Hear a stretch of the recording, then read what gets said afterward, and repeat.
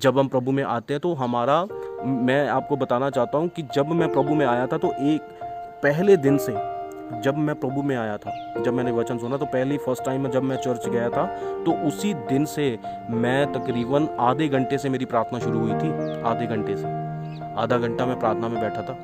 तो जब मैं प्रार्थना में बैठा था तो मुझे ऐसा लग रहा था कि मेरे कदम जो इस धरती के ऊपर नहीं है, इस ज़मीन के ऊपर नहीं है। तो एक महीने में, एक मंथ में जो मेरी प्रार्थना थी वो तकरीबन 2.5 घंटे से ऊपर हो चुकी थी। एक महीने के अंदर, एक मंथ के अंदर 3 घंटे मेरी प्रार्थना हो चुकी थी। तो कैसे तड़प प्यास, जैसे हमने अभी वचन पढ़ा है लूका 11 उसका एक वचन पढ़ा है, जैसे चेलों ने प्रभु यीशु मसीह को कहा कि प्रभु जिस तरह यूहन्ना के चेले प्रार्थना करते तो उसी तरह हमें भी प्रार्थना करना सिखा। उसके अंदर तड़प थी, उसके अंदर प्यास थी। तो वो तड़प हमने दिखानी है, वो प्यास हमने दिखानी है। तो प्रार्थना जब हम बैठेंगे, अपने मन को मारना है। जब अपने मन को मारकर हम बैठेंगे परमेश्वर के सामने, तभी परमेश्वर हमसे बात करेंगे। हालेलुया। तो इसीलिए रोमियो 8 का वचन कहता है कि पवित्र आत्मा खुद ही हमारे अंदर से प्रार्थना करता है। तो ऐसे आहे भर भर के प्रार्थना करता है कि जो कि बयान से बाहर है, हमारे लिए विनती करता है। कौन? पवित्र आत्मा। तो पवित्र आत्मा से हमें ये पहले विश्वास होना चाहिए कि हमारे अंदर परमेश्वर का आत्मा है। तो जब भी आप प्रार्थना करने बैठो तो पवित्र आत्मा को बोलो कि पवित्र आत्मा आप हमारे अंदर से प्रार्थना कीजिए, आप हमें बताइए, आप पिता के आगे विनती कीजिए। तो परमेश्वर हमें, फिर परमेश्वर हमारी प्रार्थना को सुनकर परमेश्वर उसी समय फिर हमें उत्तर देंगे। हालेलुया। मत्ती 9 उसका 36 वचन देखते हैं हम।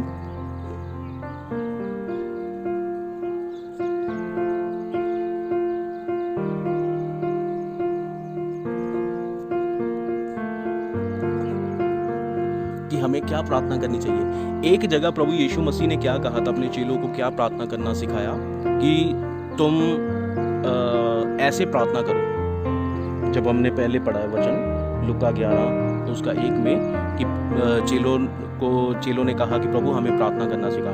तो प्रभु यीशु मसीह ने उनको प्रार्थना करना सिखाई कि ऐ हमारे पिता तू जो स्वर्ग में है, तेरा नाम पवित्र माना जाए, तेरा राज जाए, है ना। तो वो प्रार्थना। तो उसके बाद में प्रभु यीशु मसीह की प्रार्थना, प्रभु यीशु मसीह ने प्रार्थना चेंज की। कैसे? तो प्रभु यीशु मसीह ने क्या कहा आगे हम देखते हैं। मत्ती 9 का उसका 35 वचन जब हम देखते हैं, और यीशु सब नगरों और सब गांवों में फिरता रहा और उनके आराधनालयों में उपदेश करता और राज्य का सुसमाचार प्रचार करता और हर प्रकार की बीमारियों और दुर्बलताइयों को दूर करता रहा।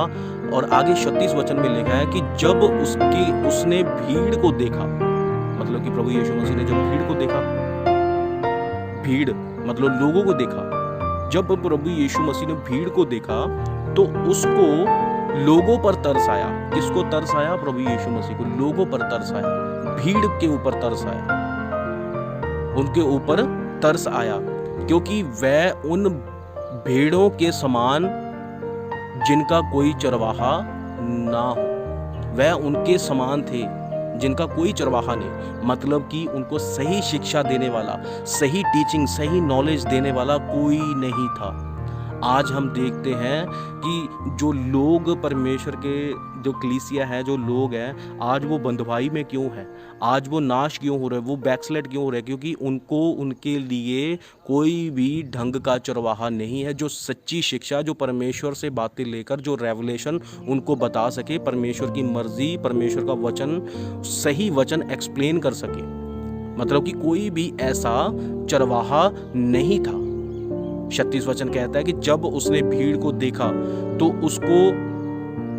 उसको लोगों पर तरस आया, क्योंकि वह उन भेड़ों के समान जिनका कोई चरवाहा नहीं था, वह उनके साथ थे।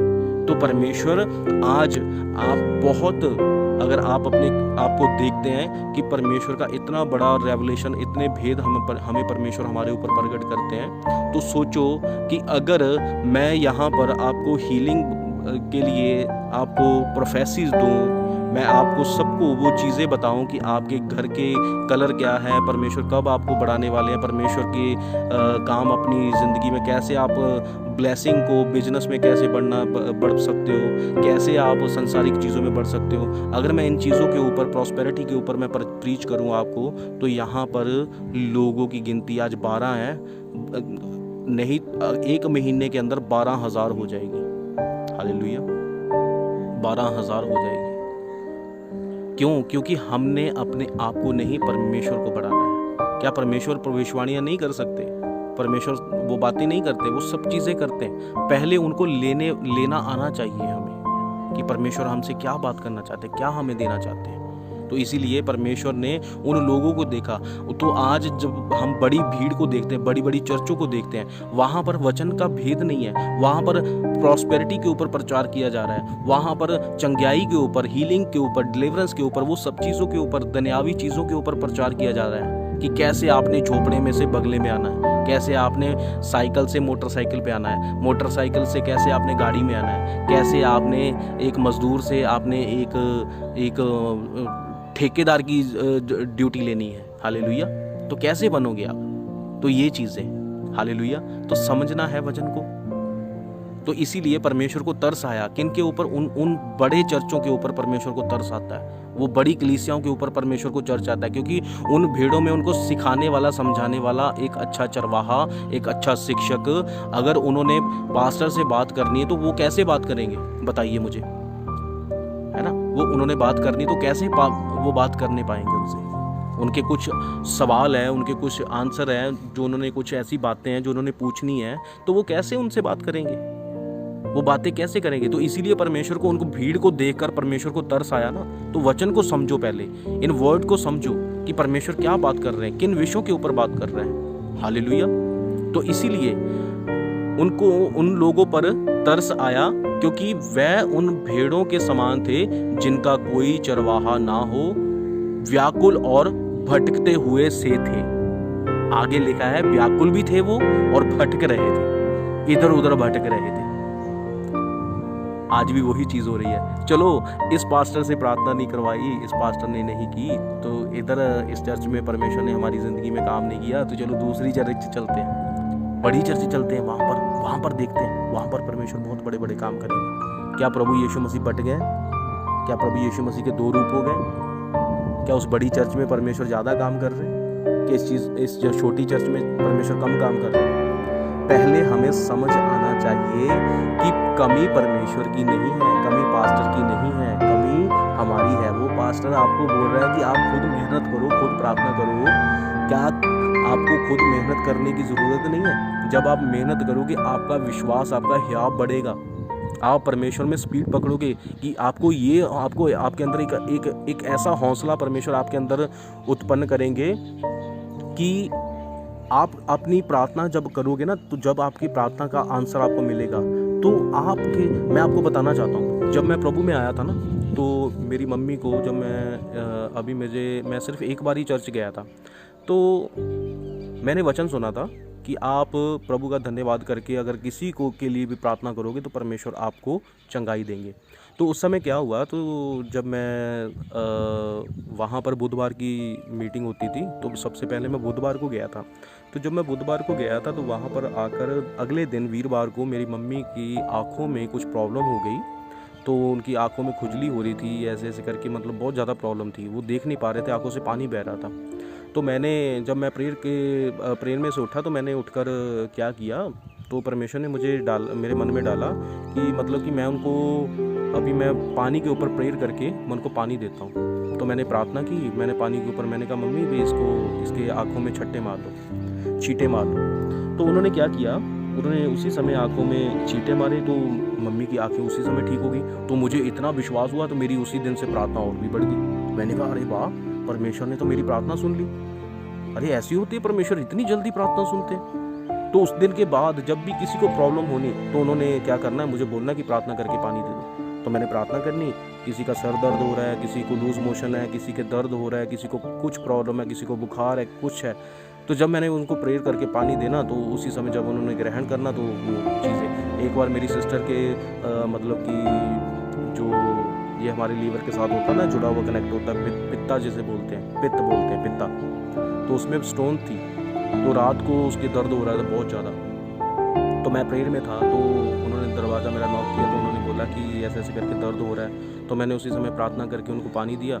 तो जब उन्होंने पानी पिया तो उनके अंदर उनको पथरियाँ टूटती हुई महसूस हुई, सुनाई थी। उनके अंदर से वो बंधन टूटने शुरू हुए उसी समय। हालेलुया। तो उन्होंने जब उस पानी को पिया तो पर उनका विश्वास हुआ था ना, क्योंकि मेरा विश्वास था। जब हम विश्वास करके किसी को चीज़ देते, को वर्ड बोलते, तो वो वर्ड पूरा होता है, बशर्ते हमारा रिश्ता परमेश्वर के साथ होना चाहिए। तो उस दिन के बाद मेरा विश्वास परमेश्वर ने इतना बढ़ाया, क्योंकि मेरे अंदर वो प्यास थी। आज तक मैं किसी के लिए भी प्रार्थना करूं, जब वो चीज़ परमेश्वर, ऐसा कभी नहीं हुआ कि परमेश्वर ने मेरे शब्दों को मिट्टी होने दिया। तो ये मैं किसका वचन फॉलो कर रहा हूँ? जो परमेश्वर ने मुझे आज्ञा दी है। परमेश्वर ने यही बोला है कि तू किसी के लिए वो चीज़ों के लिए ना कर, मत कर, तू इनको डिपेंड कर, है ना। तो आगे सोचिए कि अगर मैं आपको ना सिखाऊं तो इसका मतलब कि मैं आपका दुश्मन हूँ। आपको आपकी प्रार्थना के ऊपर डिपेंड ना करवाऊं, आपको आपकी प्रार्थना से हटाकर मैं अपनी तरफ लगा सकूं कि आप मुझसे ही बोलो कि मैं ही आपके लिए प्रार्थना करूंगा, तभी आपको चंगाई मिलेगी। तो इसका मतलब मैं किसके साथ जोड़ रहा हूं? मैं प्रभु के साथ नहीं, आपको अपने साथ जोड़ रहा हूं। हालेलुया। तो परमेश्वर का वचन कहता है कि वो अपने नाम की महिमा किसी को नहीं लेने देते। तो फिर वो जो आपको चंगाई मिलेगी वो करेंगे, तो आप यही बोलेंगे कि पास्टर ने प्रार्थना की थी तो हमें तभी चंगाई मिली। तो वो मैं महिमा नहीं लेना चाहता हूँ। परमेश्वर की महिमा परमेश्वर को मिले। हालेलुया। तो इसीलिए आपका खुद का प्रार्थना करना बहुत ज़रूरी है, आपका खुद का प्रार्थना का जीवन होना बहुत ज़रूरी है। तो इसीलिए परमेश्वर का वचन कहता कि जिनका कोई चरवाहा ना हो, व्याकुल और भटकते हुए से थे। तो इसी तरह से आज भी हम, जिनका अच्छे से चरवाहा, जिनको सही शिक्षा नहीं देने वाला, वो ऐसे ही लोग हैं, वो व्याकुल है, वो भटक रहे हैं। उनको पता चल जाए, चलो जी आज वहाँ पर बड़ी मीटिंग हो रही है, वहाँ पर बड़े बड़े परमेश्वर के दास आए हैं, वहाँ पर चंगाई होगी, अपने पास्टर को जो बेचारा साइकिल पे उसको छोड़कर चले जाएंगे। तो वहाँ पर क्या मिलेगा? कुछ भी नहीं। क्या मिलेगा वहाँ पर? कुछ भी नहीं। तो दूसरे तो चंगे हो जाएंगे, तो फिर वो कहेंगे कि अरे यार उसको ही तो टांगों में, वो तो लंगड़ा था वो तो चल गया, उसको दिखाई नहीं देता तो उसको दिखाई देने लगा, तो वो सब चीज़ें हो गई। तो हमें नहीं मिली, क्योंकि जब तक आपका रिश्ता परमेश्वर के साथ सही नहीं होगा तब तक आपको चंगाई नहीं मिलेगी। हालेलुया। तो ये वचन कहता है। इसीलिए मत्ती उसका 36 हमने पढ़ा है और 37 वचन पढ़ते हैं। तो 37 वचन में प्रभु यीशु मसीह हमसे क्या कहते हैं? तब उसने अपने चेलों से कहा कि फसल तो बहुत है परंतु मजदूर थोड़े हैं। इसका मतलब दुनिया में लोग तो बहुत हैं, बीमार है, प्रॉब्लम में है, दुखों में, तकलीफों में पड़े हुए हैं, पर उनके लिए कोई भी ऐसा खरा सेवक नहीं है। पास्टर तो बहुत हैं, पर उनको जो सही शिक्षा दे सके, उनको वचन में लिखा है कि परमेश्वर ने कहा गैर कौमों में जाओ, उनको पिता पुत्र पवित्र आत्मा के नाम में बपतिस्मा दो, उनको चेले बनाओ परमेश्वर ने कहा। तो आज हम यहाँ पर धरती पर चेले किसके बना रहे हैं? पास्टर अपने चेले बना रहे हैं, क्योंकि वो पास्टर को क्या बोलते हैं? पापा बोलते हैं। तो इसका मतलब प्रभु यीशु मसीह ने तो अपने चेले, प्रभु यीशु मसीह के चेले बनाने के लिए बोला है, तो वो पास्टर तो अपने चेले बना रहे हैं। आपको समझ आ रहा है कि नहीं? आपको वचन समझ आ रहा है कि नहीं? तो वो पास्टर को पापा बोलते हैं। तो फिर पास्टर क्या कर रहे हैं? वो अपने चेले बना रहे हैं, प्रभु यीशु मसीह के तो है ही नहीं। ये तो उस दिन पता चलेगा जिस दिन न्याय का समय होगा, प्रभु यीशु मसीह के सामने हम खड़े होंगे, उस दिन पता चलेगा। तो इसीलिए परमेश्वर का वचन कहता है कि 37 वचन, तब उसने अपने चेलों से कहा फसल तो बहुत है पर मजदूर थोड़े हैं। इसका मतलब कि लोग तो बहुत हैं, पर उनको सही शिक्षा देने वाले, सही गाइड करने वाले वो सही पास्टर नहीं है। फसल तो बहुत है, तो आगे लिखा है तो मजदूर थोड़े हैं। इसलिए फसल के स्वामी से विनती करो कि वह अपने खेत में काम करने वालों के लिए मजदूर भेजे। हालेलुया। तो खेत, ये संसार परमेश्वर की खेती है, ये संसार, ये लोग परमेश्वर की कटनी है। तो हमने क्या प्रार्थना करनी है कि परमेश्वर, उन लोगों के लिए हम प्रार्थना करते हैं जिनका कोई भी सहारा नहीं है, जो व्याकुल है, जो इधर उधर भटक रहे हैं, जो परमेश्वर आपके वचन को नहीं जानते। परमेश्वर उनके लिए हम प्रार्थना करते हैं, उनके लिए एक सच्चे सेवक को खड़ा कीजिए, एक सच्चे सर्वेंट को परमेश्वर, अपने सच्चे दास को खड़ा कीजिए, जो निस्वार्थ होकर परमेश्वर उनकी सेवा, उनकी चरवाही कर सके, जिनको परमेश्वर आपके साथ जोड़ सके। ऐसे लोगों के लिए परमेश्वर हम प्रार्थना करते हैं, तो उनको भेज परमेश्वर। तो ये असली प्रार्थना है हमारी, तो जो आंसर लाने वाली प्रार्थना, जो परमेश्वर को खुश करती है। तो जब हम ये प्रार्थना करेंगे तो परमेश्वर कैसे हमारी रसौलियाँ, ट्यूमर, कैंसर, हमारी कमज़ोरियाँ, बीमारियाँ फिर कैसे नहीं भगाएंगे परमेश्वर, जब हम इन चीज़ों के लिए प्रार्थना करेंगे। परमेश्वर का वचन कहता है अपने हित की नहीं वरन दूसरे के हित की चिंता कर, तो तब होगा ना। तो ऐसे थोड़ी कि हम रट्टी हुई प्रार्थना, राशन लिस्ट लेकर अपने लिए हम परमेश्वर के सामने बैठ गए, तो कैसे परमेश्वर करेंगे? नहीं, ऐसे नहीं होगा, ऐसे नहीं होगा। तो जब हम उन लोगों की चिंता तड़प रख कर हम परमेश्वर के सामने कहेंगे कि परमेश्वर फसल पक चुकी है, पर मजदूर परमेश्वर, आज लोग भटक रहे हैं, आज लोग नाश हो रहे हैं, लोग परमेश्वर गलत कामों में फंसे हुए हैं, लोगों का अच्छा चरवाहा नहीं है, उन्हें सही शिक्षा देने वाला कोई पास्टर नहीं है। परमेश्वर हम तेरे आगे विनती करते हैं, परमेश्वर उनको सही पास्टर दे, उनको सही टीचर दे, उनको सही शिक्षक दे, उनको सही चर्च दे, ताकि वो सच्चे वचन को समझ कर परमेश्वर वो आपके पीछे हो सके, वो उद्धार को प्राप्त कर सके, वो मुक्ति को प्राप्त कर सके। तो इसीलिए वो सच्चा जो एक पास्टर सेवक होता है, तो उस चर्च में, उस कलीसिया में लोगों की गिनती सबसे ज़्यादा कम होगी, वहाँ पर लोगों की गिनती कम होगी। इसीलिए प्रभु यीशु मसीह ने कहा, जब प्रभु यीशु मसीह ने भीड़ को देखा, भीड़ कहाँ पर देखते हो? बड़े बड़े चर्चों में। तो परमेश्वर ने देखा कि भीड़, उनका कोई भी अच्छे से अच्छा चरवाहा नहीं था। आप बड़ी चर्चों को देखते हो, वहाँ पर प्रॉस्पेरिटी होती है, वहाँ पर हीलिंग के लिए, चंगाई के लिए, चमत्कारों के लिए प्रीच होता है, आपने देखा है वहाँ पर। तो परमेश्वर ने भीड़ को देखकर परमेश्वर ने देखा कि इनका अच्छा कोई चरवाहा ही नहीं है। हालेलुया। समझो वचन को, समझो रेवलेशन को, समझो भेद को।